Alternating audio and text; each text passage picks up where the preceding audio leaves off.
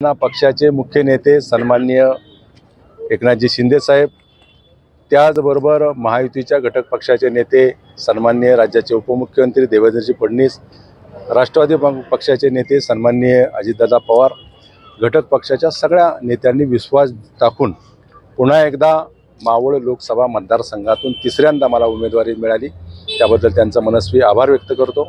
कामाच्याद्वारे लोकसंपर्काच्याद्वारे या निवडणुकीला सामोरं जात असताना येणाऱ्या निवडणुकीमध्ये 100% माझा विजय होईल एवढा आत्मविश्वास मला वाटतो। निवडणूक विकासात्मक निवडणूक आहे।